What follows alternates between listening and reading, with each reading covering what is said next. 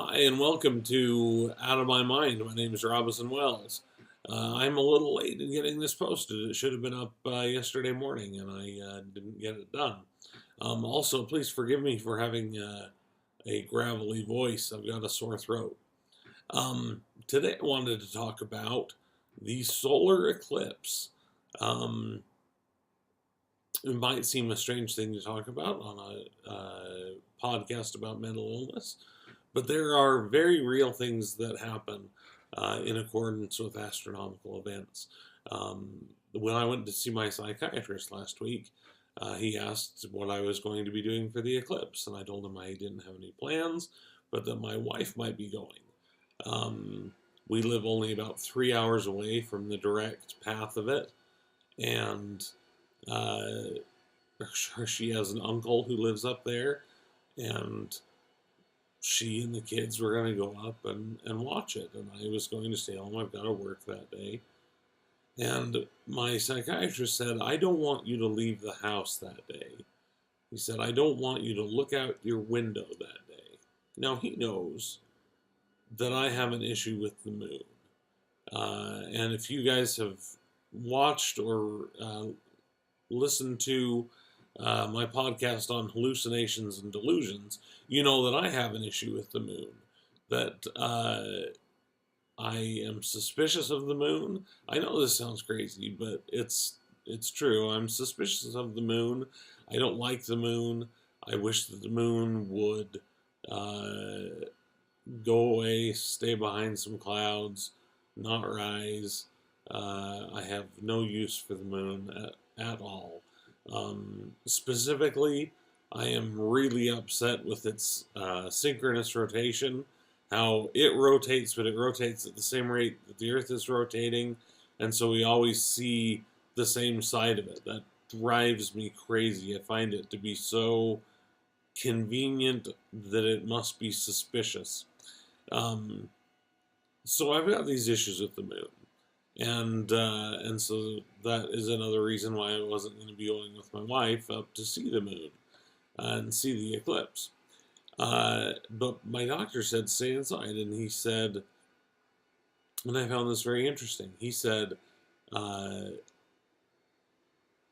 eclipses, it is a once in a lifetime astronomical event, and during events like that, people act weird, and people with mental illness, uh, it is a trigger that sets them off. And he said that all sorts of things go up that day. Murder rates, suicide rates, violence rates, they all go up on when there is a astronomical event. An emergency room will tell you that its busiest day is on a full moon. And so I looked into it because I was fascinated by this. As you can imagine, there is not a lot of scientific material out there because there just aren't that many solar eclipses. And the ability to get funding for whether or not there is an eclipse during a a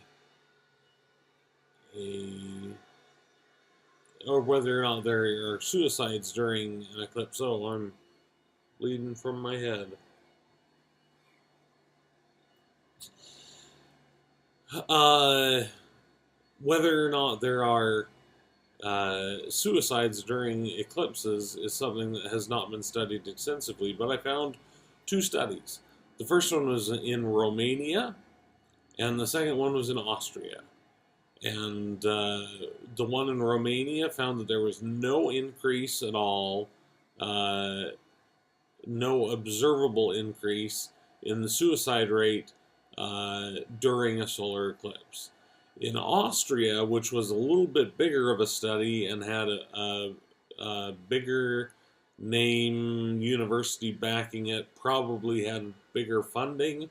I don't know exactly. They found there was a higher increase, uh, or there was a higher suicide rate during an eclipse, but it amounted to 6 people in all of the 1900 respondents that they were looking at. Still, 6 people out of 1900 is pretty huge. Um, that is kind of a big deal. I mean, suicides happen a lot, but in a control group of, or not a control group, but in a group of 1900 people, uh, 6 of them would kill themselves all within a 2 minute period. That's a big deal. So, anyway, my point is just this: those people were not necessarily people who were phobic of the moon. They were not necessarily people who were afraid of the dark, afraid of the sun, afraid of any astronomical anything. But it was such a large event. And we see this with other large events. State funerals. When Princess Diana uh, was having her funeral, there were suicides during her funeral. When uh, even at the Super Bowl, the suicide rate goes up. Um, Suicide rates uh, are touchy things, um, and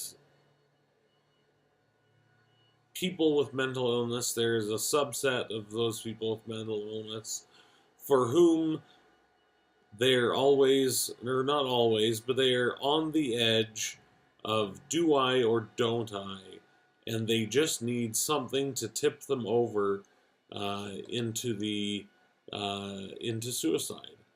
And something like a solar eclipse is something that can do that. So, my advice to you is if you are mentally ill, don't bother going out and seeing the sun.